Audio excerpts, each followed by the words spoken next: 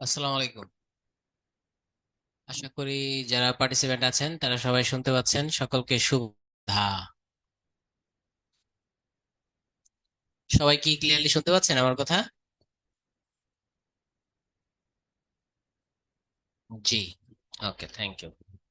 আসলে আমরা লেখাপড়া শুরু করি। আচ্ছা, প্রথমত বলি, আমি যদি কোনো কন্টেন্টকে সর্বোচ্চ 3 স্টার দিয়ে থাকি, তাহলে আজকের যে কন্টেন্ট সেই কন্টেন্ট পাবে মাত্র 1 স্টার। এর মানে আজকের কন্টেন্ট তুলনামূলক জান প্রাণ দিয়ে পড়তে হবে না, মাত্র 1 স্টারের টপিক এটা, হ্যাঁ। তুলনামূলক কম গুরুত্বপূর্ণ টপিক। আমাদের আজকে জান প্রাণ দেওয়া যাবে না, এখান থেকে প্রশ্ন কম আসে।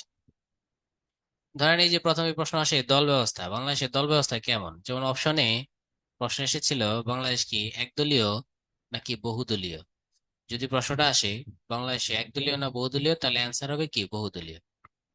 আবার যদি প্রকৃত পক্ষে কথাটা লাগাই দেয় যে প্রকৃত পক্ষে বাংলাদেশ একদলীয় বহুদলীয় না দ্বিদলীয়, তখন আবার অ্যান্সার হবে কি দ্বিদলীয়। তাহলে যদি বলা হয় বাংলাদেশের প্রকৃত অবস্থা কি সাংবিধানিক, সাংবিধানিক বৈশিষ্ট্য বহুদলীয়, কিন্তু যদি বলা হয় প্রকৃত পক্ষে বাংলাদেশ কয় দলীয়, তাহলে দ্বিদলীয়। আপনারা সবাই জানেন এদেশে প্রধান দল দুইটা, আওয়ামী লীগ এবং কি বিএনপি।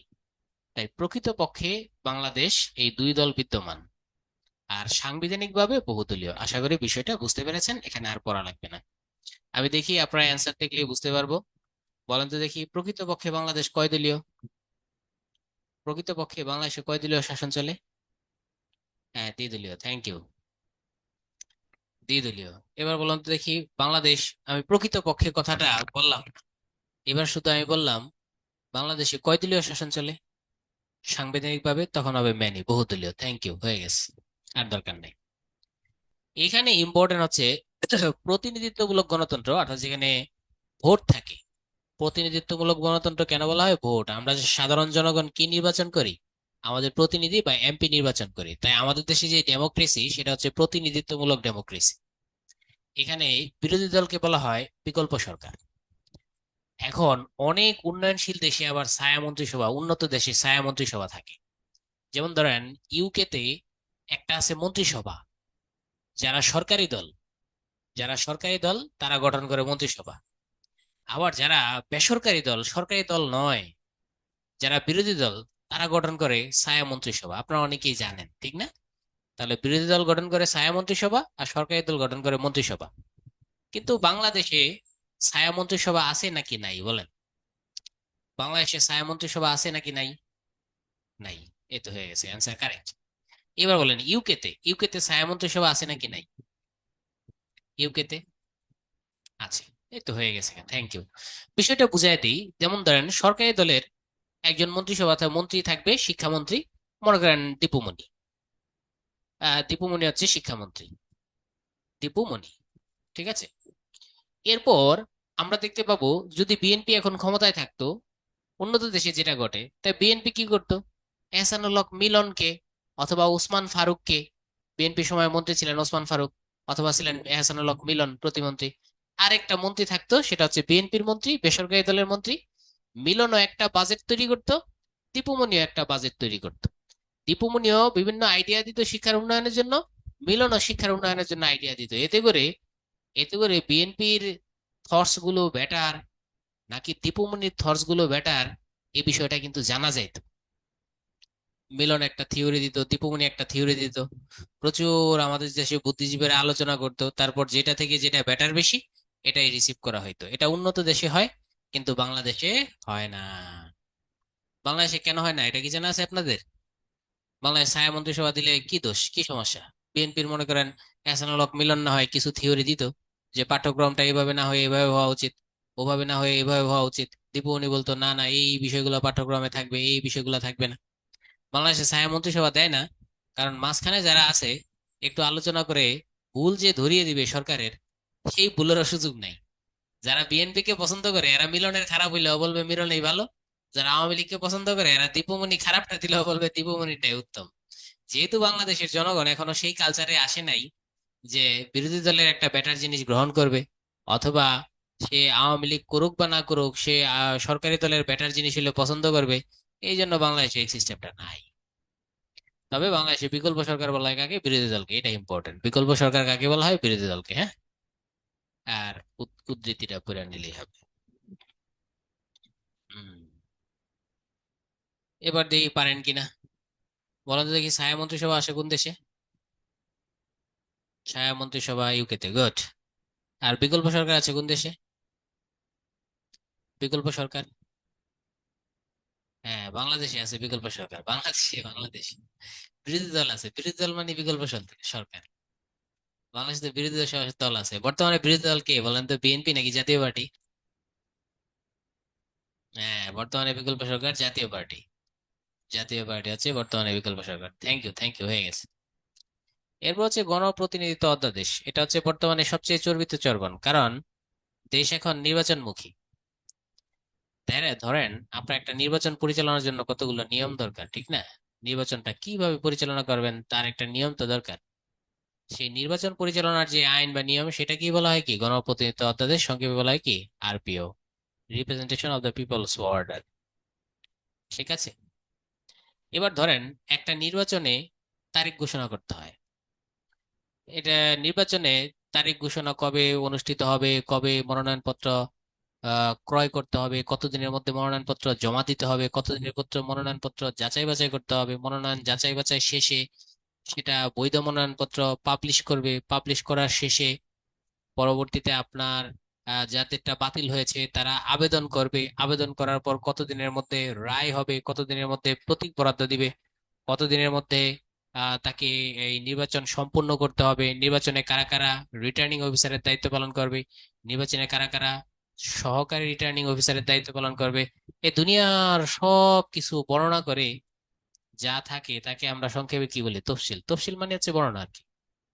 আর এই যে কারা রিটার্নিং অফিসার হবে, যেমন ডিসিরা রিটার্নিং অফিসার হয়, ইওনোরা সহকারী রিটার্নিং অফিসার হয়। সাধারণত আমাদের দেশে ডিসিরা রিটার্নিং অফিসার হয়, সহকারী রিটার্নিং অফিসার হয় ইওনোরা। এই যে সমস্তগুলো এরা যে হয় কোন নিয়মে হয়? এরা হয় হচ্ছে আরপিও অনুসারে। একটা পোস্টারের সাইজ কেমন হবে সেটা আরপিও তে বলা আছে।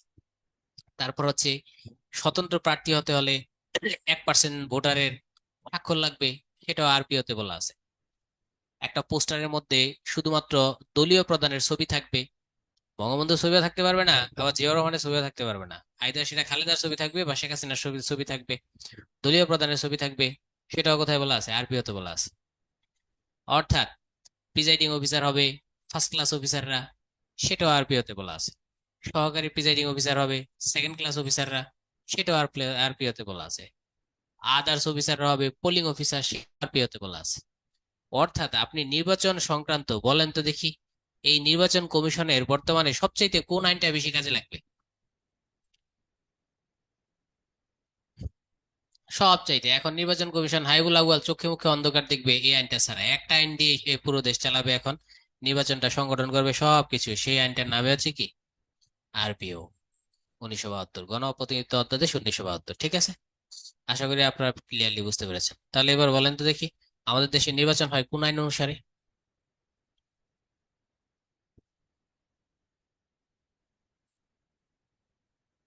আরপিও অনুসারে সকল কিছু, এখন যা আছে তা সব কিছু আরপিও, সব সব আরপিও। তাহলে আশা করি আপনার আরপিও কি বলা আছে বুঝতে পেরেছেন। হ্যাঁ, একজনে জিজ্ঞাসা করেছে রিটার্নিং, আচ্ছা আমি দেখি পারি কিনা। বলেন তো দেখি, এবছর আরপিও অনুসারে নির্বাচন কমিশন রিটার্নিং অফিসার হিসেবে কাকে দায়িত্ব দিয়েছে? এই দায়িত্বটা আসলে একটা নির্বাচন কমিশনারের।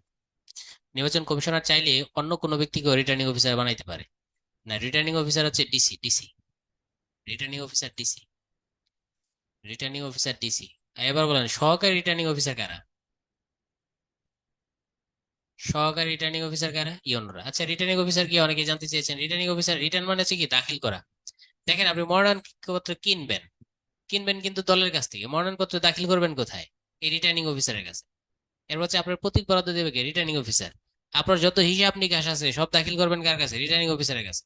আপনি প্রিজাইডিং অফিসার, এখানে একটা কেন্দ্র, একটা কেন্দ্র, একটা কেন্দ্র, এখানে অনেকগুলা কেন্দ্র, অনেকগুলা কেন্দ্রে আপনি প্রিজাইডিং অফিসার। আপনাকে গিয়ে কি করতে হবে? এই সমস্ত ফলাফল দিতে হবে কার কাছে? এই দাখিল করতে হবে রিটার্নিং অফিসারের কাছে। এই ব্যক্তি ফলাফল দিবে ডিসির কাছে, ডিসির কাছে, ডিসির কাছে, ডিসির কাছে, ডিসির কাছে। মূলত কেন্দ্রের ফলাফল গুলা মাঝে মাঝে ইওনোর কাছেও যায়, সহকারী রিটার্নিং অফিসার ইওনোর কাছে, পরে ইওনো গিয়ে আবার সবগুলা দেয় কার কাছে? ডিসির কাছে। যেহেতু সবকিছু তার কাছে দাখিল করা হয়, তাই তাকে বলা হয় রিটার্নিং অফিসার বা দাখিল অফিসার। আশা করি পুরো বিষয়টা আপনারা বুঝতে পেরেছেন। আচ্ছা, বাংলাদেশে প্রথম নির্বাচন হয়েছে 1973 সালে। যদি প্রথম নির্বাচন 73 সালে হয়, আমি আপনাদের কাছে জানতে চাই বঙ্গবন্ধুর আমলে এই প্রথম নির্বাচনটা হয়েছে কোন আইন অনুসারে বলেন? হ্যাঁ, আরপিও অনুসারে। এই জন্যই আমরা দেখতে পাই আরপিও কত সালে বলেন তো? যেহেতু নির্বাচন 1973, আরপিও নিশ্চয়ই 74 তো হতে পারবে না, তার আরপিওটা 1972 সালে। আশা করি এখন আপনার আরপিওটা বুঝতে পেরেছেন। তাহলে এখানে যা যা প্রশ্ন আসে সেটা আমরা একটু দাগিয়ে দেই। আরপিও কি? Representation of the people's order, এটা জাতীয় সংসদ নির্বাচনের প্রধান আইন আরপিও। ছোটখাটো অন্যান্য আইন আছে কিন্তু মূল আইন এটা। আরপিও কত হয়? 1972 সালে। এই পর্যন্ত কতবার সংশোধন হয়েছে? 17 বার সংশোধন হয়েছে, এটা মনে রাখলে হবে। এই পর্যন্ত 17 বার আরপিও সংশোধন হয়েছে। কারণ আরপিও সংশোধনের প্রয়োজন হয়। দেখেন, 1972 সালে যখন আরপিওটা হয়েছে তখন তার ইভিএম এর কথা উল্লেখ ছিল না। তাহলে নিশ্চয়ই ইভিএম এর বিষয়টা পরে ঢুকাই দিয়েছে, তাই আরপিওটাকে সংশোধন করতে হয়েছে। আর আরপিও সংশোধন করে কি? নির্বাচন কমিশন। এটা কিন্তু বেশিরভাগ জিনিস সংশোধন করে মন্ত্রিপরিষদ, কিন্তু এটা সংশোধন করে নির্বাচন কমিশন। কিন্তু নির্বাচন কমিশন সংশোধন করার পর সেটা মন্ত্রিপরিষদ বিভাগের কি লাগবে? অনুমোদন লাগবে। বিধি অনুসারে আরপিওতে বলা আছে প্রত্যেকটা প্রত্যেকটা দলের কত পার্সেন্ট নারী হতে হবে? 33% নারী হতেই হবে, হতেই হবে। যদি 33% নারী না হয় তাহলে সেই দল মনোনয়ন পাবে না, সেই দল নির্বাচন কমিশনের কি হতে পারবে না? সদস্য হতে পারবে না। তাহলে জামাতে ইসলামেরও কিন্তু 33% নারী আছে। ইসলামী শাসনতন্ত্র আন্দোলন, তাদেরও কিন্তু 33% নারী আছে। সকলের 33% নারী আছে। এবার খুব আলোচিত ঘটনা, অনেক স্বতন্ত্র প্রার্থীর বাতিল পড়ে গেছে। আহ, তাদের একটা সাইন লাগে। আপনারা বলেন তো, স্বতন্ত্র প্রার্থীর মোট ভোটারের কত পার্সেন্টের স্বাক্ষর লাগে? এই অনেকে স্বাক্ষর জালিয়াতি করেছেন, এই জন্য 1%। হ্যাঁ, এটার কারণে কিন্তু অনেকের এবারে বাতিল হয়ে গেছে মনোনয়ন। আরপিওতে কি থার্ড জেন্ডারের কথা বলা আছে? এটা যেহেতু এখন থার্ড জেন্ডার তারাইতে পারে, তাহলে অবশ্যই তাদের কথা বলা থাকবে। ঠিক আছে, এখন তো সব জায়গায় থার্ড জেন্ডার স্বীকৃত।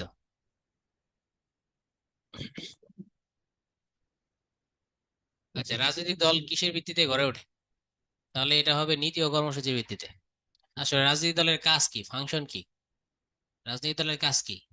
রাজনৈতিক দলের কয়েকটা কাজ আমরা দেখতে পাই। একটা হচ্ছে তাদের একটা কি থাকে, তার একটা গোষ্ঠী থাকে, তার একটা গোষ্ঠীবদ্ধ থাকে। রাজনৈতিক দলের আরেকটা বৈশিষ্ট্য আমরা দেখতে পাই, তাদের কি থাকে, একটা মটো থাকে, লক্ষ্য ও উদ্দেশ্য থাকে। তাদের একটা লক্ষ্য ও উদ্দেশ্য থাকে। এরপর নীতি ও আদর্শ থাকে, তাদের নীতি ও আদর্শ থাকে। যেমন ধরেন, আওয়ামী লীগ বলে হচ্ছে বঙ্গবন্ধুর আদর্শ, বা আওয়ামী লীগ বলে হচ্ছে ধর্মনিরপেক্ষতাবাদ। আবার বিএনপি বলে কি? বিএনপি বলে হচ্ছে, বিএনপিও ধর্মনিরপেক্ষতাবাদের কাছাকাছি, বিএনপি যে কি ঠিক জানি না। জামাতে ইসলাম বলে ধর্মীয় রাজনীতি। কিন্তু আওয়ামী লীগ আদর্শ ধর্মনিরপেক্ষতাবাদ। বিএনপি আদর্শ কোনটা ঠিক আমার জানা নাই, তারা কোন নীতির উপর চলে। এরপর তারা সেই আদর্শ বাস্তবায়নে আরেকটা কাজ যেটা করে সেটা হচ্ছে কর্মসূচি প্রণয়ন করে। দেখবেন বিএনপি একের পর এক কর্মসূচি দিচ্ছে, আওয়ামী লীগ একের পর এক কর্মসূচি দিচ্ছে। তাহলে রাজনৈতিক দলের মূল বিষয়বস্তু নীতি ও আদর্শ কর্মসূচি। এই কর্মসূচির মাধ্যমে তারা প্রচুর পরিমাণে জনমত গঠন করে। রাজনৈতিক দলের কয়েকটা বিষয়বস্তু, এগুলো আবার আপনার রিটেনে লাগবে। তারা জনমত গঠন করে। বিএনপি বিএনপির পক্ষে তাদের কর্মসূচি দিয়ে জনমত নিতে চায়, আওয়ামী লীগ আওয়ামী লীগের পক্ষে কর্মসূচি দিয়ে জনমত নিতে চায়। জনমত গঠন করার পর তারা নির্বাচনে অংশগ্রহণ করে।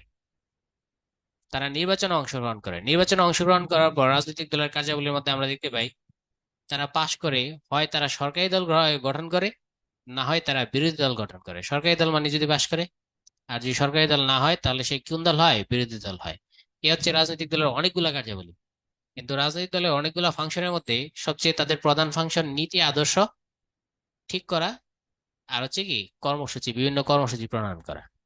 এ হচ্ছে তাদের মূল ফাংশন।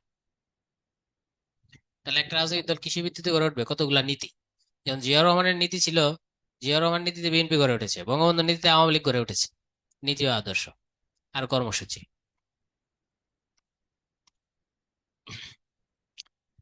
রাজনৈতিক দলের নিবন্ধন প্রথা, আগে নিবন্ধন ছিল না।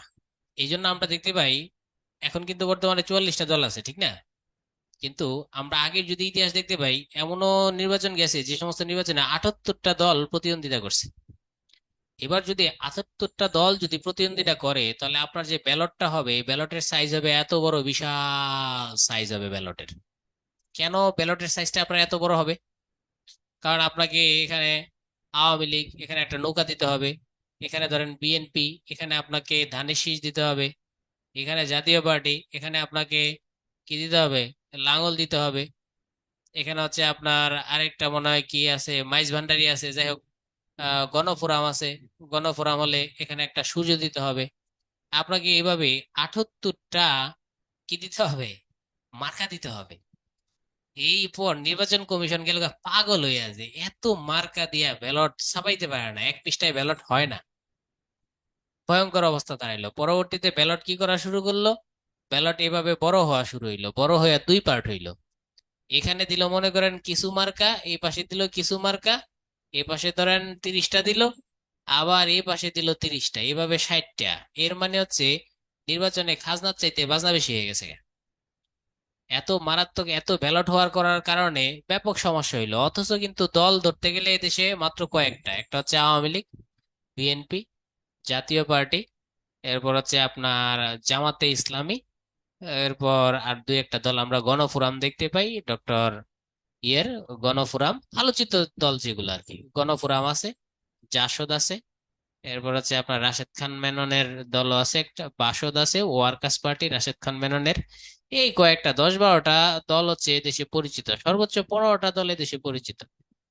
অথচ আপনার ব্যালটটা এত বড় করতে হয়। এই জন্য যখন তত্ত্বাবধায়ক সরকার আসলো, সবচেয়ে বেশি 2008 সালে যে নির্বাচনটা হইলো, এই নির্বাচনের আগে সবচেয়ে বেশি ইয়ে হয়েছে, আইন পরিবর্তন হয়েছে। আপনারা জানেন 2006 সালে তত্ত্বাবধায়ক এসেছিল, 6 সাল থেকে 8 সাল, 8 সালে যে নির্বাচনটা হইলো, এই নির্বাচনের আগে সবচেয়ে বেশি পরিবর্তন হয়েছে। আমরা তো আরপিও অনুসারে আগে দেখছি, আগে কিন্তু আপনার কি করতে পারতো, নেতার ছবি দিতে পারতো, কিন্তু 8 সালের নির্বাচনে বললো নেতার ছবি বাদ। আগে কিন্তু কালারফুল পোস্টার করতে পারতো, কিন্তু এই নির্বাচনে আইসা বললো ব্যয় কমানোর জন্য কালারফুল পোস্টার বাদ। আমরা দেখছি এই পর্যন্ত আরপিও সংশোধন হয়েছে 17 বার, আমরা এটাও পড়ছি সবচাইতে বেশি সংশোধন হয়েছে 2008 সালে। এরপর এসে স্বতন্ত্র, যে কেউ স্বতন্ত্র দাঁড়ায় যেত, একজন ভিক্ষুক ভিখারি সেও স্বতন্ত্র দাঁড়ায় যেত, এখন আর স্বতন্ত্র দাঁড়াইতে পারে না। অনেক স্বতন্ত্রবিদ বাদ পড়ছে, কেন বাদ পড়ছে, ওই যে 1% স্বাক্ষর নিতে হয়, 1% স্বাক্ষর অ্যারেঞ্জ করতে পারে না, যদিও অ্যারেঞ্জ করে তাও ভুয়া, ওই ভুয়া অ্যারেঞ্জ করার কারণে রিটার্নিং অফিসার যিনি থাকেন, ডিসি থাকেন, তিনি কি করেন, আস্তের উপর তার সেই স্বতন্ত্র পদটাকে বাতিল করে দেন। মোট কথা বলতে পারেন, মোট কথা বলতে পারেন যে এখন একটা শৃঙ্খলা এসেছে। আগে যে সে অনেক বিপদে পড়তো নির্বাচন কমিশনাররা, যে এত ব্যালট, এত মার্কা, নাম নাই ধাম নাই, একটা লোক ধাম করে দাঁড়ায় গেছে গা, কিন্তু খরচ তো ব্যাপক বেড়ে গেছে গা। এই ঝামেলাগুলা থেকে এখন এই 1%-এর শর্ত দেওয়ার কারণে এই ঝামেলা থেকে মুক্ত হয়েছে। আর 2008 সালে এই শর্ত দেওয়া হয়েছিল যে 33% নারী কি করতে হবে, থাকতে হবে, আদারওয়াইজ তাকে নিবন্ধন দেওয়া যাবে না। তাহলে আমরা দেখতে পাচ্ছি বর্তমানে নিবন্ধিত দলসংখ্যা কয়টি, 44টি, এটা পড়তে হবে। এই পর্যন্ত নিবন্ধন বাতিল হয়েছে 5টি। এটা হচ্ছে ফ্রিডম পার্টি, এটা হচ্ছে খুনিদের পার্টি, বঙ্গবন্ধু যারা খুনি তাদের পার্টি ফ্রিডম, এটা তো জানে নেই। আর হচ্ছে জামাতে ইসলামের পার্টি, এটা তো জানে নেই। এটা কেন, ও যুদ্ধাপরাধের কারণে এটা বাতিল হয়েছে, তারা পাকিস্তানপন্থী, পাকিস্তানের প্রতি ভালোবাসা বেশি। যুদ্ধাপরাধের কারণে এটা কি হয়েছে, বাতিল হয়েছে। এরপর ঐক্যবদ্ধ নাগরিক আন্দোলন, এটারে আমি আজও চিনি না। পিডিপি প্রগতিশীল, এটা হচ্ছে ইয়ার পার্টি, শফিউল আলম প্রধান নামে একজন ছিল, এই প্রধানের পার্টি, এটা নিষিদ্ধ হয়েছে কারণ এটা হচ্ছে এটা শফিউল আলম প্রধান ইয়ে ছাত্রলীগের, ঢাকা বিশ্ববিদ্যালয়ের ছাত্রলীগের 7 জন ছাত্রলীগের নেতাকে একটা গাড়ির মধ্যে ব্রাশ ফায়ার করে হত্যা করেছিল। পরে এই প্রধানের সাজা হয়েছিল, পরে জিয়াউর রহমান এসে তার 7 বছরের বা যাবজ্জীবন, তার যাবজ্জীবন কারাদণ্ড হয়েছিল। পরে জিয়াউর রহমান আসার পর এই প্রধানকে কি করে দিল, ক্ষমা করে দিল প্রেসিডেন্টের পাওয়ারে। সে এই প্রধানকে, শফিউল আলম প্রধানকে ক্ষমা করে দিল। ক্ষমা করে দেওয়ার পর পরবর্তী সে জিয়াউর রহমানের ছত্রছায়ায় ছিল, সেই পিডিবি, প্রগতিশীল গণতান্ত্রিক দল, পিডিবি গঠন করেছিল। আহ, শফিউল আলম প্রধানেরটা এই জায়গায় হবে, একটু ভুল হয়েছে আমার, শফিউল আলম প্রধান সে এই জাকপা গঠন করেছিল। আর পিটিবি গঠন করেছিল ওই যে বললাম 2006 সাল থেকে 8 সাল পর্যন্ত আপনার যে তত্ত্বাবধায়ক সরকার ছিল, এই সময়টা হচ্ছে ফেরদৌস আহমেদ কুরেশি, সাবেক ছাত্রলীগ সভাপতি ছিল ফেরদৌস আহমেদ কুরেশি। এই ফেরদৌস আহমেদ কুরেশি হচ্ছে এই পিটিবি গঠন করেছিল। পরবর্তী এই পিটিবি বাতিল করা হয়েছে, আর জাকপা যেটা ওই শফিউল আলম প্রধানের, সেটাও কি করা হয়েছে, বাতিল করা হয়েছে।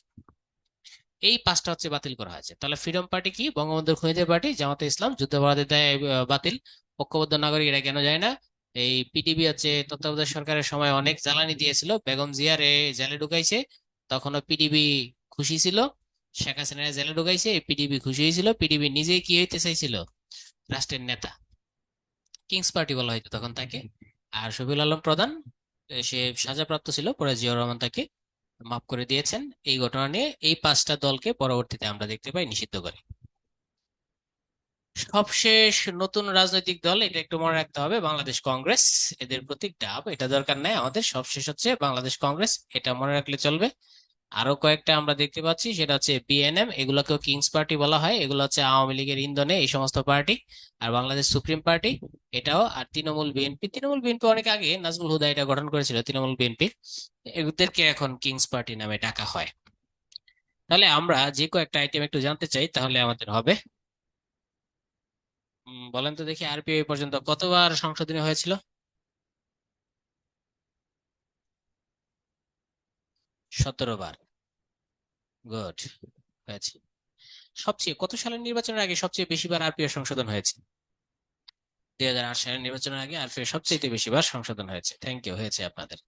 এবার বলেন তো, আপনি যদি স্বতন্ত্র প্রার্থী হইতে চান, তাহলে আপনার কত পার্সেন্ট ভোটারের স্বাক্ষর লাগবে? দু একজন প্রশ্ন করছেন, কিন্তু প্রশ্নগুলা ওই কমেন্টস এর ভারে চলে যাচ্ছে ভাই, দেখতে পাচ্ছি না পুরোপুরি। 1% লাগবে, থ্যাংক ইউ, হয়ে গেছে। বলেন তো, রিটার্নিং অফিসার কে হয় একটা জেলায় এবছর? রিটার্নিং অফিসার কে? ডিসি, কারণ তার কাছে সবকিছু দাখিল করতে হয়, তাই তিনি রিটার্নিং অফিসার। আর সহকারী রিটার্নিং অফিসার কারা হয়? ইউনো হয়, এই তো, হয়ে গেছে।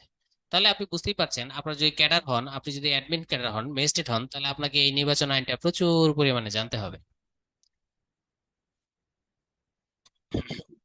ও, এই পর্যন্ত এখন দল আছে কয়টা বলেন তো? বাংলাদেশে এখন দল আছে কয়টা? 44টা। সবশেষ বাংলাদেশ কংগ্রেস। বাংলাদেশ কংগ্রেসের প্রতীকের নাম কি? ডাব। হুম, আচ্ছা, এখন আমরা দেখি আওয়ামী লীগ থেকে কোন জাতীয় প্রশ্ন আসে, সেগুলো আমরা, আজকে আমাদের কন্টেন্ট সহজ আছে, সমস্যা নাই। বাংলাদেশ আওয়ামী লীগ প্রতীকের নাম কি? নৌকা। 1954 সালে যুক্ত ফ্রন্টের সময় থেকেই তারা নৌকা। আর এটা দিয়ে দেই, যুক্ত ফ্রন্টের প্রতীকও ছিল নৌকা। আর একটা হচ্ছে মুসলিম লীগ, কিন্তু মুসলিম লীগের প্রতীক কে ছিল কেউ কি জানেন? এটা পরীক্ষায় আসে, যদি এখানে নাই, তারপর এটা প্রাসঙ্গিক। Hurricane, hurricane. একজন দিয়েছেন সোয়ার্ড, হারিকেন। থ্যাংক ইউ, আপনারা সবাই জানেন দেখা যায়, ধন্যবাদ। আর যুক্তফ্রন্ট নির্বাচনে নৌকা জিতে যায়, হারিকেন হেরে যায়, তাই একটা প্রবাদ এসেছে, গোয়ায় বাঁশ কান্দে হারিকেন। বাঁশ মানে হচ্ছে লগি, বাঁশ দ্বারা লগি বোঝানো হয়েছে, গোয়ায় বাঁশ কান্দে হারিকেন। একটা কথা এসেছে, একটু খারাপ মনে হইলো মাইন্ড করেন না। আর এটা পরীক্ষায় আসে, আওয়ামী লীগ প্রতিষ্ঠা হয়েছে কত? 23 জন 1949 সালে রোজ গার্ডেনে। আপনারা জানেন রোজ গার্ডেন কোথায় অবস্থিত? রোজ গার্ডেনটা হচ্ছে টিকাটুলি অবস্থিত। এটাকে কি বলবো, যারা পরীক্ষা টরীক্ষা দেন তারা চিনতে পারেন। এই কি জানো, সেন্ট্রাল উইমেন্স গার্লস কলেজ, এটাও আপনারা চিনতে পারেন। অথবা কামরুন্নেসা গার্লস স্কুল, এটাও আপনারা চিনতে পারেন। ওই Kamrunnessa girls school, central women's girls college, এদিক দিয়ে ওই ভবনটা, রোজ গার্ডেনটা।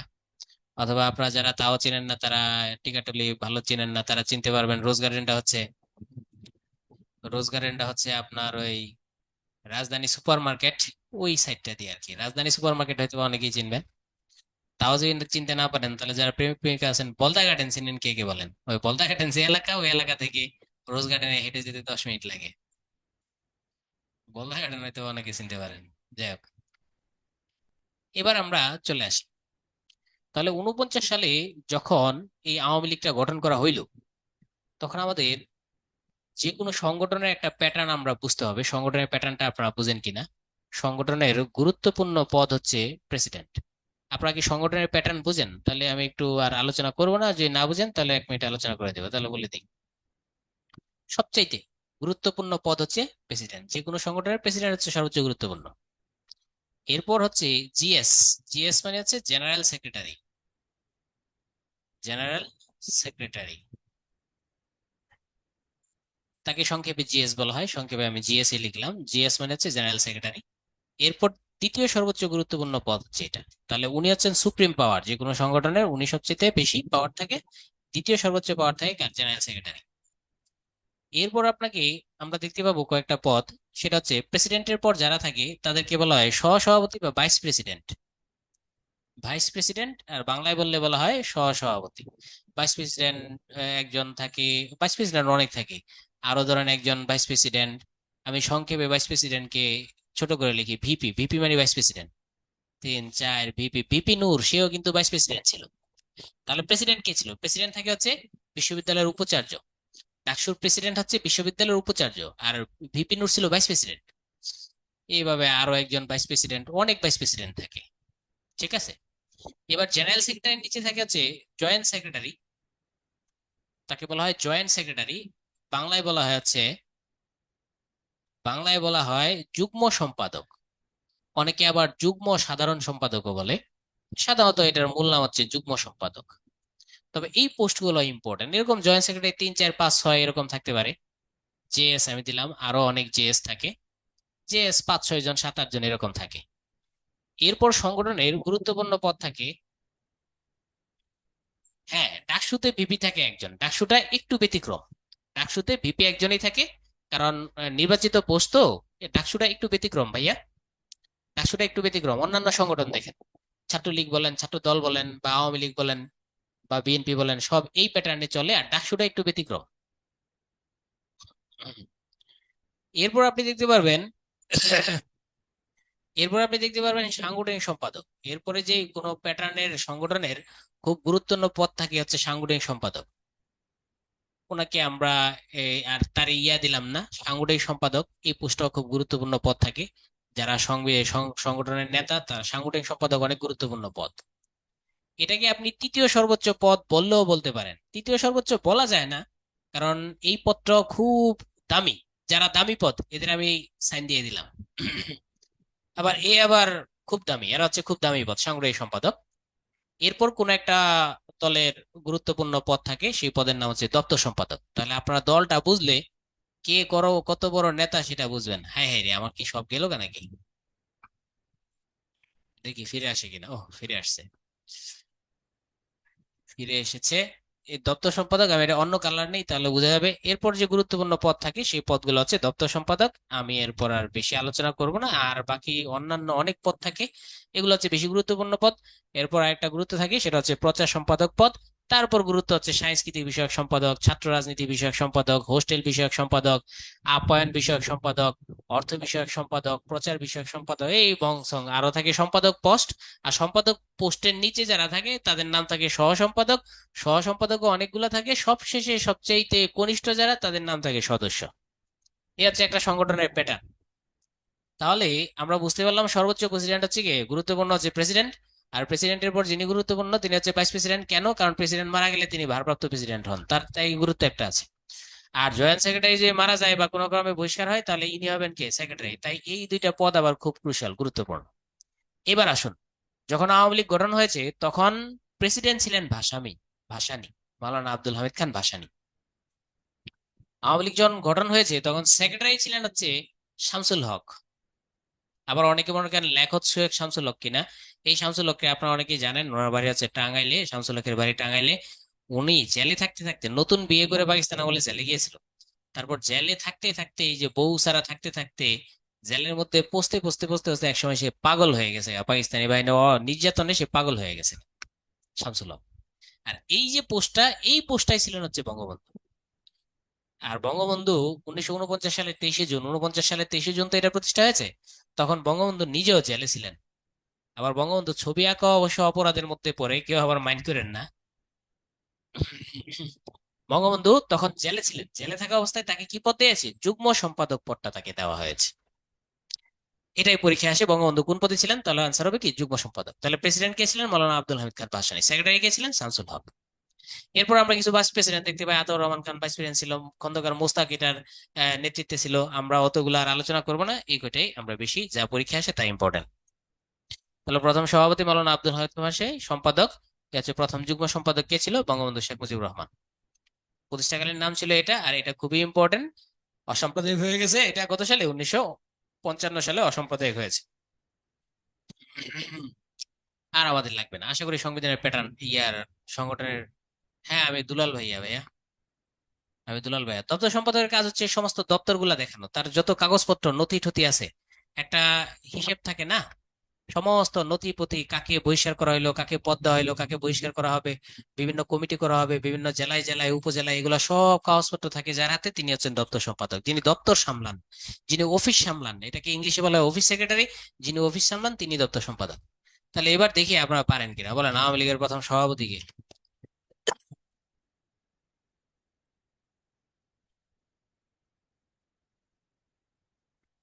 আওয়ামী লীগের সভাপতি পাওয়া গেছে, ভাসানী। এবার সেক্রেটারি কে বলেন?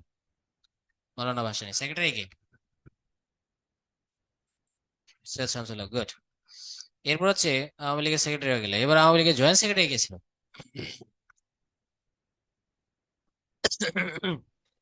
সাংগঠনিক সম্পাদক অনেক গুরুত্বপূর্ণ। হ্যাঁ, বঙ্গবন্ধু ছিল জয়েন্ট সেক্রেটারি। এখন এখানে একটা কথা আমি আপনাকে বলে দিই, দেখেন খেয়াল করে দেখেন, যিনি জয়েন্ট সেক্রেটারি থাকে তার কিন্তু দুইটা প্রমোশনের সুযোগ থাকে। একটা হচ্ছে তিনি সেক্রেটারি হইতে পারেন, একটা প্রমোশন পায়। আর একটা প্রমোশন পায় তিনি প্রেসিডেন্ট হইতে পারেন। এবং বঙ্গবন্ধু শুরু করেছিলেন জয়েন্ট সেক্রেটারির মাধ্যমে, আমরা সেটা জানি। জয়েন্ট সেক্রেটারি হয়েছেন কত সালে? তিনি 49 সালে।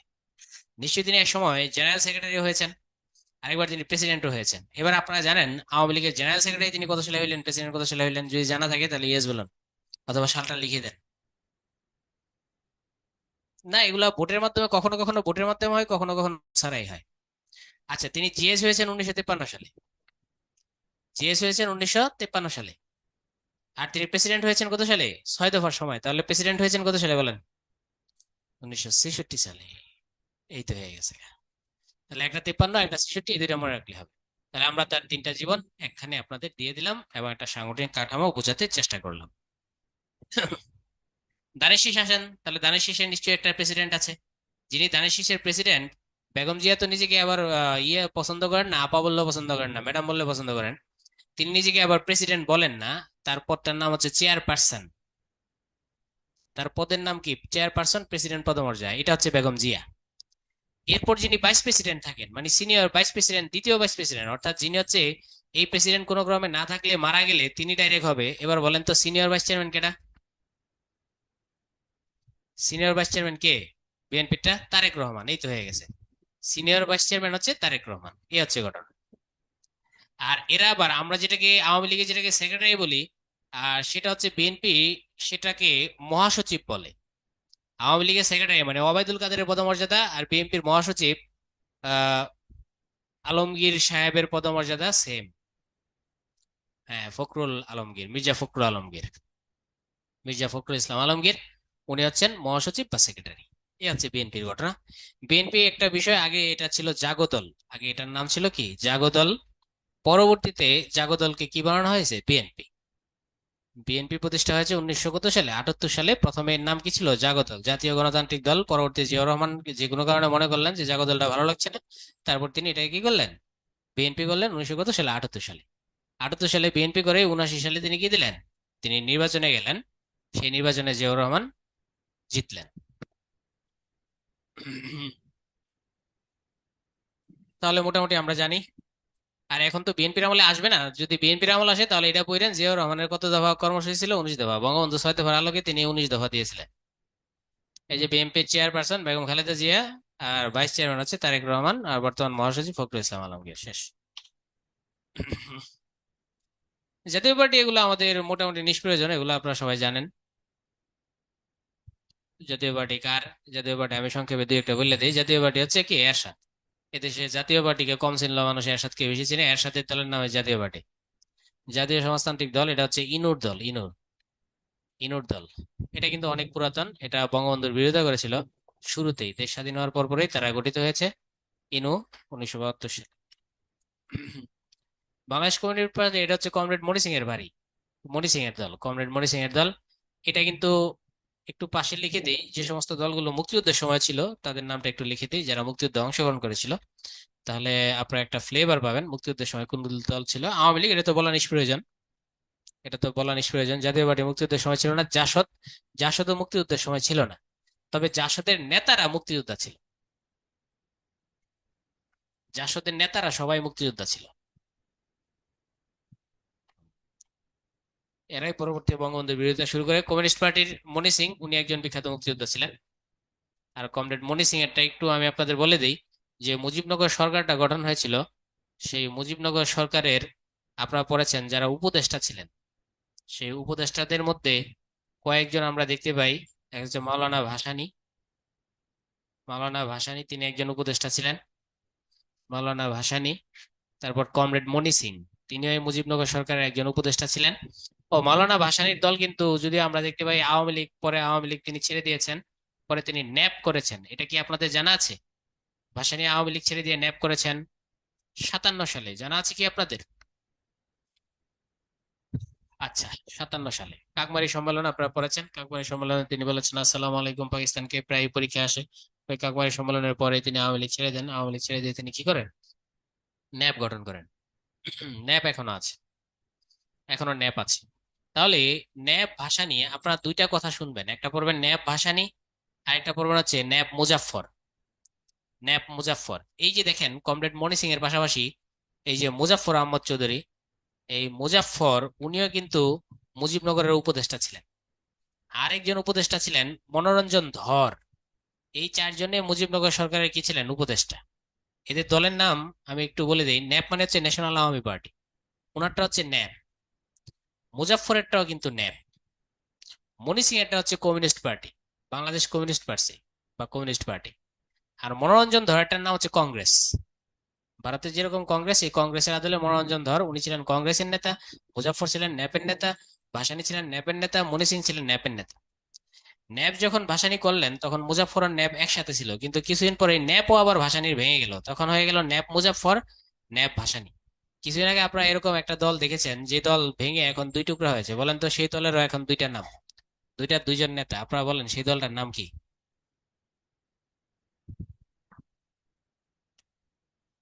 না, সেই দল হচ্ছে, না হয় নাই, সেই দলটা হচ্ছে নুরার দল। নুরার দলের নাম কি?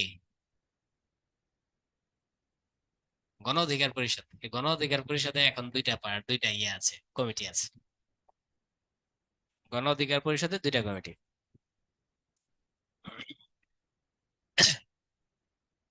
তাহলে এখানে একটা লিঙ্ক আপনারা মনে রাখবেন, খুবই গুরুত্বপূর্ণ এটা, যে মুক্তিযুদ্ধের সময় এরা কিন্তু কাজে লেগেছিল। Bhashani NAP, Muzaffar NAP, comrade Moni Singh NAP, Manoranjan Dhar Congress, আর মনি সিং হচ্ছে CP communist party. CPB Bangladesh communist party, বিটা পরে থেকে আর কি। আর মনি সিং এর একটা মেলা হয়, আপনারা দেখি মনি সিং এর এলাকার লোক আছেন কেউ? ওই এলাকায় মনি সিং এর নামে একটা বড় মেলা হয়,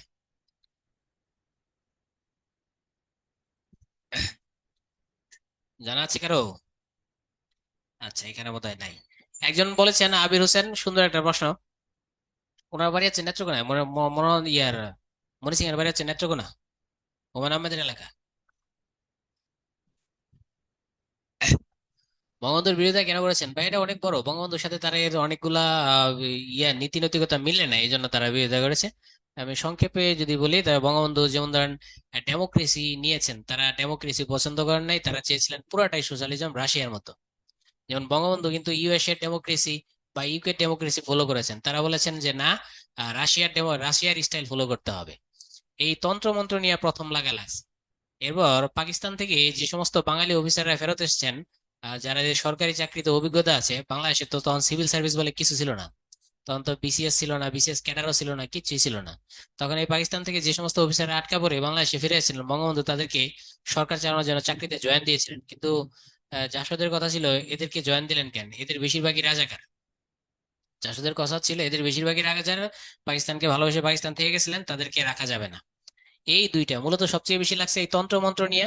আর এরপর লাগছে হচ্ছে এই সরকারি চাকরিজীবীদের কাদের ঠাঁই দেওয়া হবে, কাদের ঠাঁই দেওয়া হবে না, কেন পাকিস্তান ফেরতদেরকে আপনি অফিসার হিসেবে নিয়োগ দিলেন, এইসব নিয়েই বঙ্গবন্ধুর সাথে তাদের প্রথম লেগেছে। আচ্ছা, বাংলাদেশ জামাতে ইসলামী সংক্ষেপে এই দলটার আগে তো এটা জামাতে ইসলামী ছিল, জামাতে ইসলামীর নাম জামাতে ইসলামী ছিল, অনেক আগে প্রতিষ্ঠিত, দেখতেই পাচ্ছেন 1941 সালে। এটা থেকে আমরি কিছু আসবে না, আসবে এটা নিষিদ্ধ একটি সংগঠন এটাই। তবে জামাতে ইসলামের নাম জামাতে ইসলামী এখনো আছে, তবে শিবিরের নাম চেঞ্জ হয়েছে।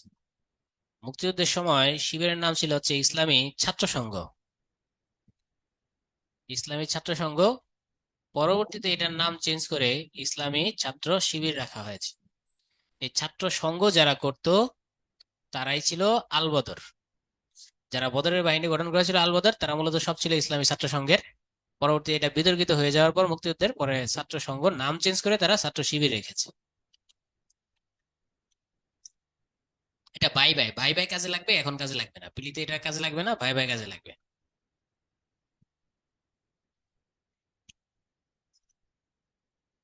বঙ্গবন্ধু আওয়ামী লীগের সভাপতি ইতিমধ্যে আমি বলছি। জয়েন্ট সেক্রেটারি কত সালে বলেন? এরপর বলবেন জেনারেল সেক্রেটারি কত সালে, এরপর বলবেন প্রেসিডেন্ট কত সালে। সবার আগে বলেন জয়েন্ট সেক্রেটারি কত, এক নাম্বারটা অ্যান্সার দেন।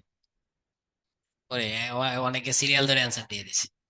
আচ্ছা, এক নাম্বারটা 49 সালে হয়ে গেছে। তারপর বলেন জেনারেল সেক্রেটারি কত সালে? 53, 53 অ্যান্সার কারেক্ট। এবার বলেন প্রেসিডেন্ট কত সালে? Good, thank you. সবাই কারেক্ট অ্যান্সার দিয়েছে। আমি তারপর অ্যান্সারটা দিয়েছি এখানে 49 সালে জেলে থাকা অবস্থায়।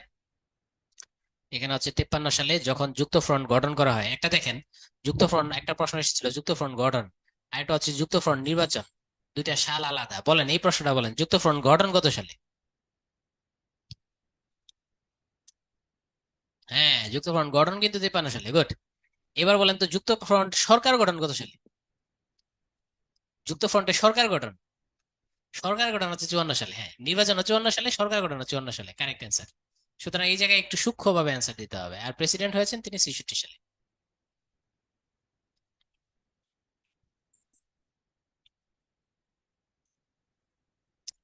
চাপ সৃষ্টিকারী গোষ্ঠী, চাপ সৃষ্টিকারী যারা সরকারকে চাপ দেয় তারাই চাপ সৃষ্টিকারী গোষ্ঠী।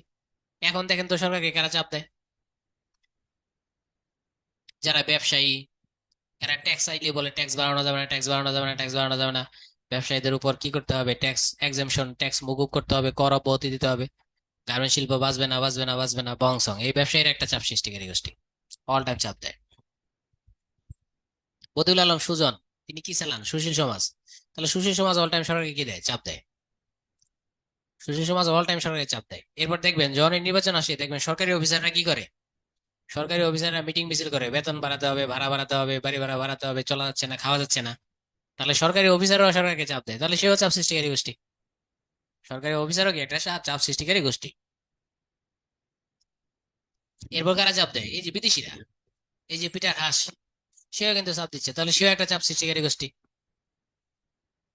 চাপ সৃষ্টিকারী গোষ্ঠী অর্থাৎ একটা সরকারের উপর যারা যারা চাপ দেয় তারাই কিন্তু সবাই চাপ সৃষ্টিকারী গোষ্ঠী। এরপর যখন এই বাজেট আসবে তখন বলবে, আর্মি বলবে আমাদের বাজেট বাড়ায় দেন, আমাদের বাজেট বাড়ায় দেন, তাহলে আর্মি একটা চাপ সৃষ্টিকারী গোষ্ঠী। যখন এই নির্বাচন আসবে পুলিশ বলবে, পুলিশ বলবে যে আমাদের ইয়া বাড়ায় দেন, এই সুবিধা এই সুবিধা দেন, তাহলে সেটা একটা চাপ সৃষ্টিকারী গোষ্ঠী। নির্বাচন আসলেই অ্যাডমিন ক্যাডাররা বলবে যে আমাদের নির্বাচনের দায়িত্ব বাড়ানোর জন্য গাড়ি লাগবে, গাড়ি লাগবে, তখন গাড়ি কিনা দেয়, এটা একটা চাপ সৃষ্টিকারী গোষ্ঠী। বুঝতে পারছেন? এটা একটা চাপ সৃষ্টিকারী গোষ্ঠী। অ্যাডমিন ক্যাডাররাও বলবে প্রমোশন লাগবে, প্রমোশন লাগবে, নির্বাচন আসলেই, তাহলে সেও প্রমোশন দিবে, তাহলে এটা একটা চাপ সৃষ্টিকারী গোষ্ঠী। ওভারঅল আপনি যাদেরকে দেখবেন মোটামুটি সবাই কিন্তু চাপ সৃষ্টিকারী গোষ্ঠী। চাপটা কেউ কেউ দুই ভাবে দিতে পারে, তিন চার ভাবে দিতে পারে। কেউ স্বতঃস্ফূর্ত ভাবে চাপ দেয়, কেউ সংগঠন ভিত্তিক, যেমন ধরেন বিজিএমইএ, বিজিএমইএ সে সংগঠন ভিত্তিক চাপ সৃষ্টিকারী গোষ্ঠী দিতে পারে। পিকেএমইএ, এগুলা সংগঠন তৈরি করে সরকারকে কি দেয়? চাপ দেয়। এগুলো হচ্ছে সংগঠন ভিত্তিক চাপ সৃষ্টিকারী গোষ্ঠী। আবার সংগঠনহীন কিছু স্বার্থ গোষ্ঠী আছে, যেমন ধরেন কিছু সুশীল সমাজের লোক আছে যারা সংগঠন নাই কিন্তু স্বার্থ আছে।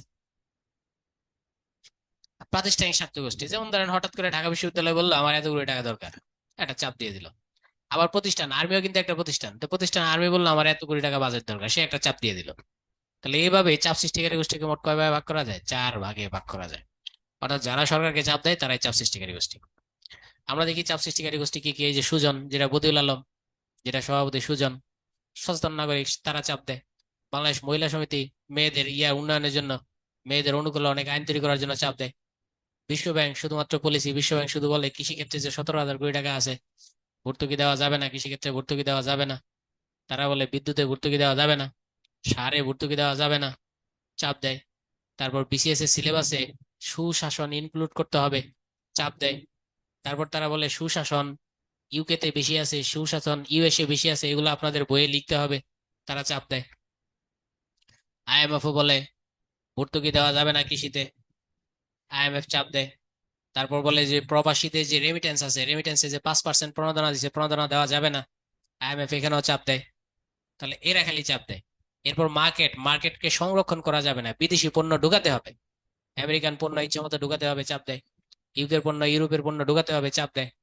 বিশ্বব্যাংকে বলে আপনাকে ইউকে, ইউএসএ, আমেরিকার পণ্য, সমগ্র পৃথিবীর পণ্য আপনাকে নিতে হবে, চাপ দেয়। টিআইবি, ট্রান্সপারেন্সি ইন্টারন্যাশনাল বাংলাদেশ, টিআইবির প্রধানের নাম যেন কি আছে আমি ভুলে গেলাম।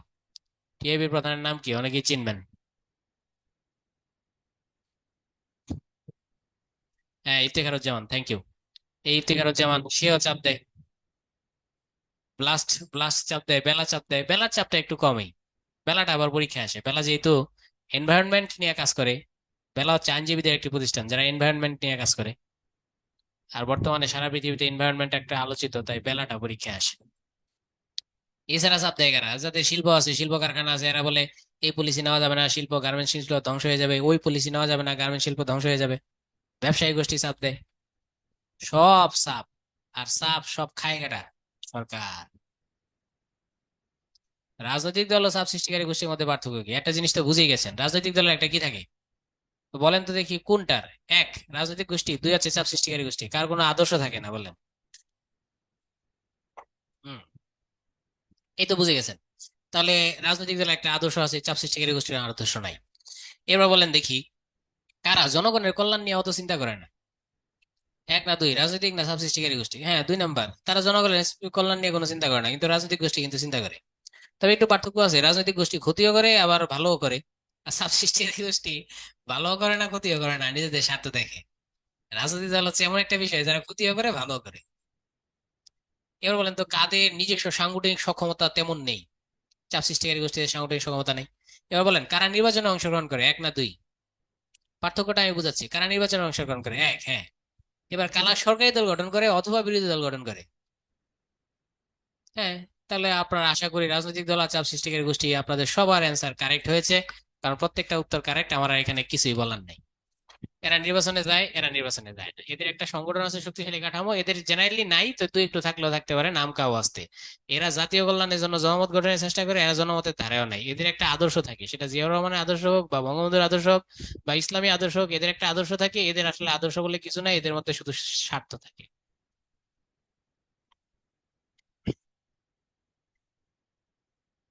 সুশীল সমাজ হচ্ছে রাষ্ট্রের প্রধান চাপ সৃষ্টিকারী গোষ্ঠী। এটা আছে, রাষ্ট্রের যে এত চাপ দেয়, এর মধ্যে সবচেয়ে বেশি চাপ কে দেয়, তাহলে দিবে সুশীলটা। কিছুদিন পর পরে দেখবেন 300 সুশীলের বিবৃতি, আবার কিছুদিন পর দেখবেন 600 সুশীলের বিবৃতি, বেগম জিয়ার মুক্তি চেয়ে 150 সুশীলের বিবৃতি। আবার এই 150 সুশীলের বিবৃতির অপোজিটে যে কি যেন, বেগম জিয়া ইতিমের টাকা খেয়েছেন, আবার তার সাজা হওয়াই উচিত, সে পক্ষে আরো 200 সুশীলের বিবৃতি। বুঝতে পারছেন? এইভাবে বিবৃতির পর বিবৃতি চলতেই থাকে। এই সুশীল সমাজ হচ্ছে প্রধান চাপ সৃষ্টিকারী গোষ্ঠী।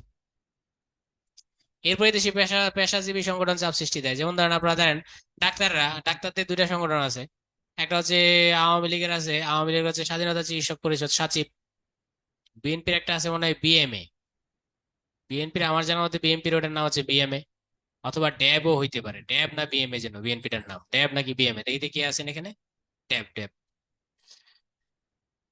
ড্যাব। আর এটা হচ্ছে বাংলাদেশ মেডিকেল অ্যাসোসিয়েশন সোসাইটি, এটা দুইজনেরই। এটা সদস্য সাচিবেও হইতে পারে, এটা সদস্য সদস্য আবার ড্যাবও হইতে পারে। ড্যাব হচ্ছে বিএনপি ব্যাক, বিএনপি ডাক্তাররা ড্যাব করে, আর আওয়ামী লীগের ডাক্তাররা সাচিব করে। আর এদের দুইজনের যৌথ সংগঠনের নাম হচ্ছে বাংলাদেশ মেডিকেল অ্যাসোসিয়েশন, বিএমএ। তাহলে দেখেন, বিএমএ কিন্তু একটা চাপ দেয়। যখন আওয়ামী লীগ ক্ষমতায় আসে তখন বিএম এর পক্ষ হয়ে সাচিব চাপ দেয়, আর যখন বিএনপি ক্ষমতায় আসে তখন বিএম এর পক্ষ হয়ে কি ড্যাবে চাপ দেয়।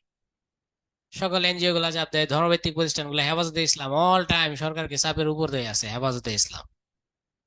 স্বেচ্ছাসেবী সংগঠন, এই যে বেলা বুলা বললাম, এদের তো আসলে বেতন নাই, এই যে বেলা, এরা সব স্বেচ্ছাসেবী সংগঠন। টিআইবি, এরা অবশ্য বিদেশ থেকে প্রচুর টাকা পয়সা পায়। বিদেশের টাকা এরা শুধু পায় না, বলেন, এক, তারা বিদেশ থেকে টাকা ইনকাম করে, দুই হচ্ছে বিদেশের টাকা তারা আত্মসাৎ করে। কোনটা কারেক্ট? দুই, বিদেশের টাকা তারা আত্মসাৎ করে ইচ্ছা মতো। দুইটাই কারেক্ট, হ্যাঁ, শিখে দুইটাই কারেক্ট। প্রচুর পরিমাণে বিদেশি টাকা খায়। এদের বেশিরভাগের উদ্দেশ্য কিন্তু বাংলাদেশের নেয়া না, এদের বেশিরভাগের উদ্দেশ্য নেম এন্ড ফেম আর টাকা পয়সা কামানো।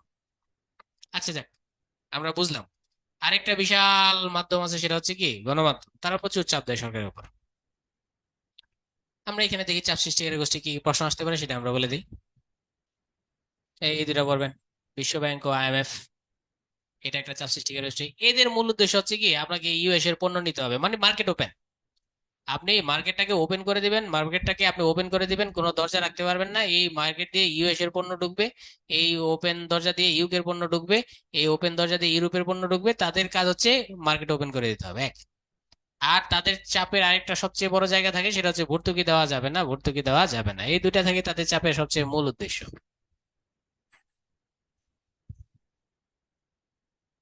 চাপ সৃষ্টিকারীর মূল উদ্দেশ্য হচ্ছে স্বার্থ, স্বার্থ উদ্ধার। আর এটা বলে বলেন তো, চাপ সৃষ্টিকারী গোষ্ঠী এডমন্ড পাওয়েলের মতে চাপ সৃষ্টিকারী গোষ্ঠী কয় প্রকার? 4 প্রকার। হুম, থ্যাংক ইউ। একজন বলেছে আমাদের দেশে পোশাক তো তাদের দেশে দেশে যায়। যাই তো ভাই, সেগুলো অনেক আপেক্ষিক কথা, বলতে গেলে বেশি সময় লেগে যাবে।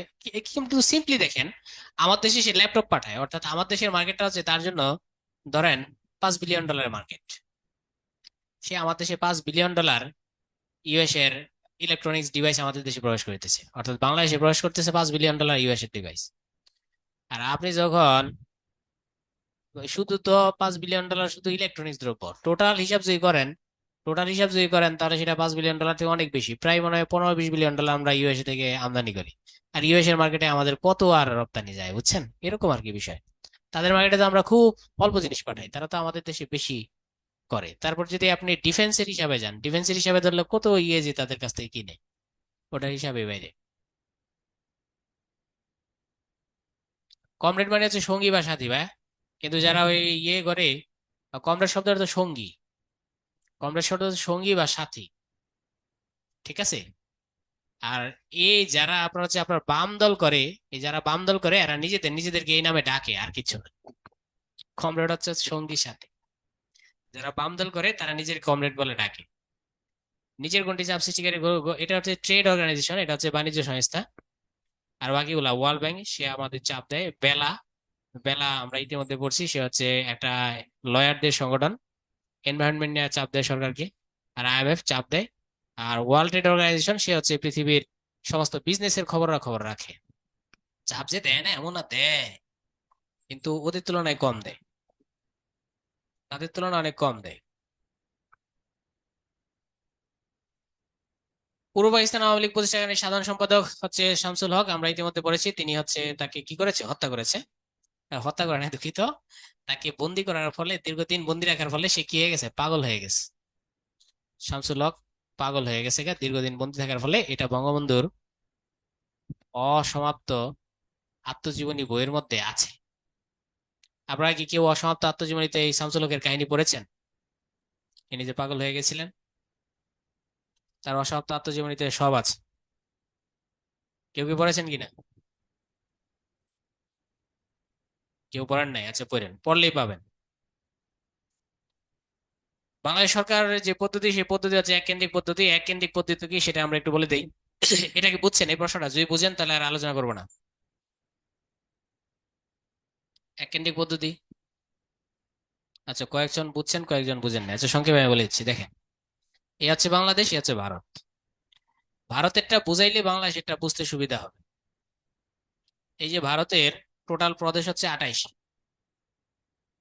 এই টোটাল ভারতের 28টা প্রদেশ। এই যিনি সমগ্র সেন্ট্রালের উপর যিনি বস, তিনি হচ্ছেন কে, পিএম। এটাকে আমরা বলি কেন্দ্রীয় সরকার। কেন্দ্রীয় সরকারের সর্বোচ্চ পাওয়ার পিএম বা প্রেসিডেন্ট, যাই হোক। আর এখানে একজন সিএম থাকেন, চিফ মিনিস্টার, মুখ্যমন্ত্রী, যেমন কলকাতার মুখ্যমন্ত্রী মমতা। এখানে একজন সিএম, এখানে একজন সিএম, অর্থাৎ মোট সিএম কয়জন, 28 জন। তাহলে এদের ক্ষমতা কিন্তু ভাগ করে, এদের ক্ষমতা, কেন্দ্রের ক্ষমতা আলাদা, আবার রাজ্যের ক্ষমতা কিন্তু আলাদা। এদের কিন্তু এক কেন্দ্রিক সরকার না, এদের কিন্তু দুই ধরনের সরকার। কিন্তু বাংলাদেশে তো এরকম সিএম নাই। বাংলাদেশে সব ক্ষমতা কার হাতে, শেখ হাসিনার হাতে, পিএম এর হাতে। সুতরাং বাংলাদেশ এক কেন্দ্রিক সরকার। অর্থাৎ যে সমস্ত দেশে সিএম আছে, আলাদা আলাদা রাজ্য আছে, ও সমস্ত দেশ হচ্ছে যুক্তরাষ্ট্রীয় সরকার। এই সমস্ত সরকারকে বলা হয় যুক্তরাষ্ট্রীয় সরকার। যুক্তরাষ্ট্র সেম, যুক্তরাষ্ট্র কিন্তু এরকম। এটাকে যুক্তরাষ্ট্রীয় সরকার বলা হয়, আবার এটাকে ফেডারেশন বলা হয়। এগুলো আবার ভাই ভাই কাজে লাগে। তাহলে এটা হচ্ছে ফেডারেল স্টেট, আর এটা হচ্ছে যুক্তরাষ্ট্রীয় সরকার। তাহলে ভারত কোন দেশের সরকার? ফেডারেশন স্টেট, ফেডারেল স্টেট, অথবা ভারত যুক্তরাষ্ট্রীয় সরকার। কিন্তু আমরা হচ্ছে এক কেন্দ্রিক সরকার। এবার কি ক্লিয়ার হইলেন? Clear clear. ওকে, আর যারা জানেন তাদের তো এমনি ক্লিয়ার। তাহলে যুক্তরাষ্ট্রীয় সরকার হচ্ছে কে? যুক্তরাষ্ট্রীয় সরকার হচ্ছে ইন্ডিয়া। আর ইউএসএ নিজেও যুক্তরাষ্ট্রীয় সরকার, কারণ ইউএসএ একজন গভর্নর থাকে, একজন হচ্ছে প্রেসিডেন্ট থাকে। আর এই আলাদা আলাদা রাজ্যে ইউএস এর গভর্নর আছে কয়জন বলেন তো দেখি? ইউএস এর 50টা আছে স্টেট, তাহলে ইউএস এর গভর্নর কয়জন? ওদের স্টেট কিন্তু 50টা। ভারতের স্টেট হচ্ছে 28টা, আর ওদের স্টেট 50টা। হ্যাঁ, ওদের গভর্নর 50 জন। হুম। বাংলাদেশ সরকারের প্রথম নির্বাচন 1973 সালে। 1973 সালে নির্বাচনটা হয়েছিল আরপিও অনুসারে। এবার আপনাকে বলতে হবে সে আরপিও কত সালে। হম, আরপিও হচ্ছে 1972 সালে। Thank you. এডমন্ডের পাওয়েল চাপ সৃষ্টিকারী গোষ্ঠী কয়ভাবে ভাগ করেছেন? 4 ভাগে ভাগ করেছেন। বাংলাদেশের কোন জাতীয় সংসদের সপ্তম সংসদে, এটা হচ্ছে 1996 সালে যে সংসদ হয়েছে, সেই সংসদে হচ্ছে প্রথম বাংলাদেশে কি হয়, প্রশ্নোত্তর পূর্ব চালু হয় 96 সালে। এর আগে কিন্তু বাংলাদেশে প্রশ্নোত্তর করার সিস্টেম ছিল না। এই প্রশ্নোত্তর বিষয়টা কি বোঝেন নাকি বোঝেন না? Yes or no? যদি বোঝেন তাহলে আলোচনা নিষ্প্রয়োজন। নো? ওকে, ঠিক আছে, তাহলে একটু বুঝিয়ে দিচ্ছি আমি। এই যে আপনি খেয়াল করে দেখবেন, এখন যদি আপনি পার্লামেন্টে যান, তাহলে এটা হচ্ছে আমরা ধরে নিলাম এটা আমাদের পার্লামেন্ট। পার্লামেন্টে যদি আপনি যান, পার্লামেন্টের সারি আছে, অনেক সিট সারি আছে। এখন দেখবেন একজন এমপি যখন প্রশ্ন করেন, তখন কিন্তু একজন মিনিস্টার দাঁড়িয়ে দাঁড়িয়ে উত্তর দেন। এমপি প্রশ্ন করেন, মিনিস্টার দাঁড়িয়ে দাঁড়িয়ে উত্তর দেন। এমপি প্রশ্ন করেন, মিনিস্টার দাঁড়িয়ে দাঁড়িয়ে উত্তর দেন। এটাই হচ্ছে প্রশ্নোত্তর পর্ব। এটাই চালু হয়েছে 1900 কত সালে, 96 সালে এই প্রশ্নোত্তর চালু হয়েছে। এবং এটা হচ্ছে সপ্তম সংসদে এটা চালু হয়েছে। এমনকি প্রাইম মিনিস্টার পর্যন্ত উত্তর দিতে বাধ্য থাকেন। আগে ছিল শুধু আলোচনা, এখন শুরু হয়েছে প্রশ্নোত্তর।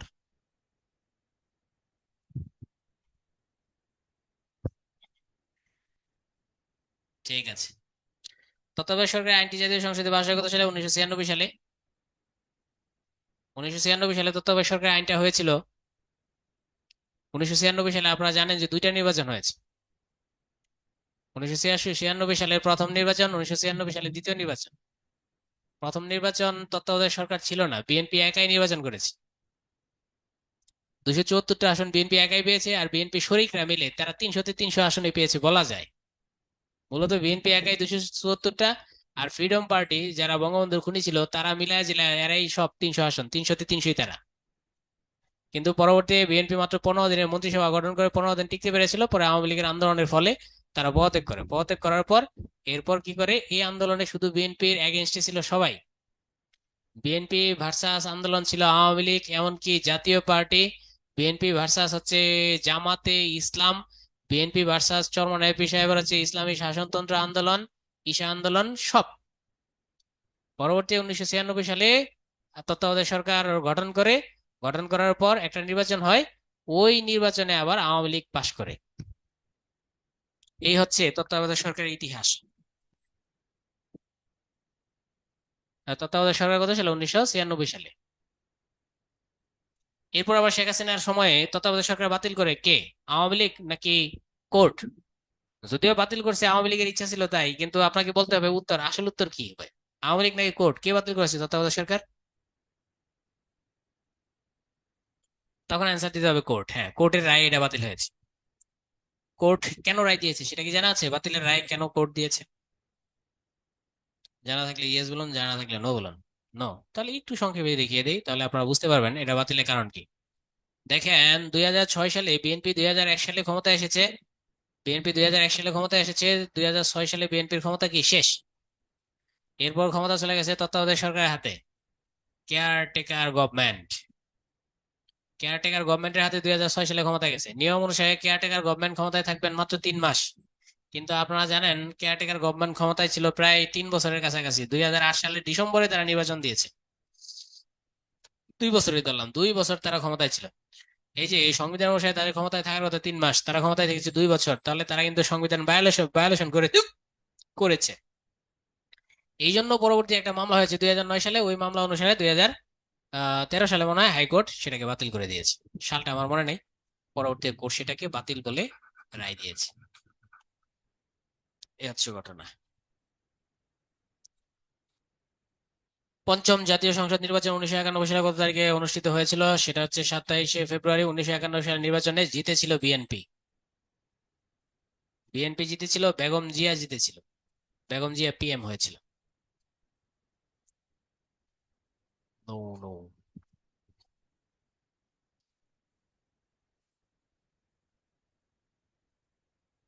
আচ্ছা, আমাদের আজকের কন্টেন্ট অনেক কম ছিল, অনেক কম, কোনো উপায় নাই। আজকে মনে হয় একবারে এত অল্প সময় ক্লাস শেষ হইলো। সবাই ভালো থাকবেন, আল্লাহ হাফেজ।